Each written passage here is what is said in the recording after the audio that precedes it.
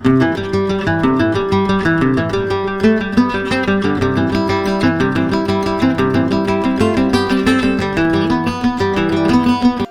அன்பார்ந்த நண்பர்களே, என்னுடைய பெயர் டாக்டர் ஏ.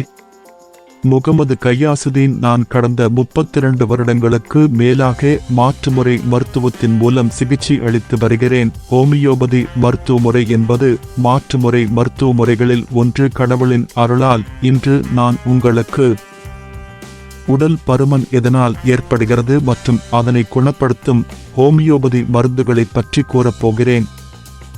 உடல் பருமன் என்பது ஒரு சிக்கலான மருத்துவ நிலையாகும். இது உடலில் கொழுப்பு அதிகமாக குவிவதால் உண்டாகும்.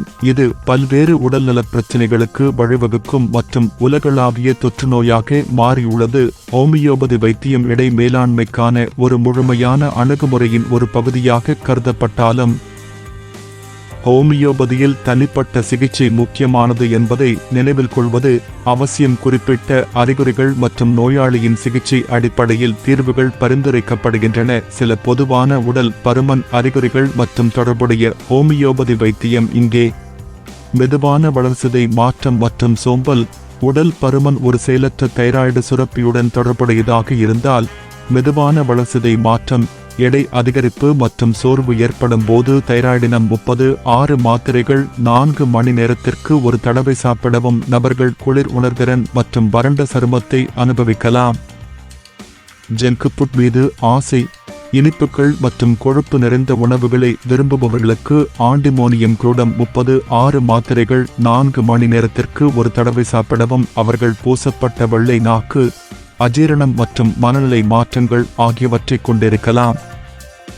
உடற்பயிற்சி செய்ய உந்துதல் இல்லாமை மற்றும் சுயமரியாதையுடன் போராடும் நபர்களுக்கு மெட்டாலிகம் 36 மாத்திரைகள் 4 மணி நேரத்திற்கு ஒரு தடவை சாப்பிடவும். இது உட்கார்ந்த வாழ்க்கை முறை மற்றும் எடை அதிகரிப்புக்கு வழிவகுக்கிறது. அவர்களுக்கு மனச்சோர்வு மற்றும் பயனற்ற உணர்வுகள் இருக்கலாம். அதிக தாகம் மற்றும் சகிப்புத்தன்மை. உடல் பருமன் அதிக தாகத்துடன் இருக்கும் போது, குறிப்பாக சூடான பானங்களுக்கு, லைகோபோடியம் 36 மாத்திரைகள் 4 மணி நேரத்திற்கு ஒரு தடவை சாப்பிடவும். இந்த நபர்கள் வீக்கம், வாய்வு மற்றும் இனிப்புகளுக்கான ஏக்கத்தை அனுபவிக்கலாம். செல்லுலைட் மற்றும் நீர் வைத்திருத்தல்.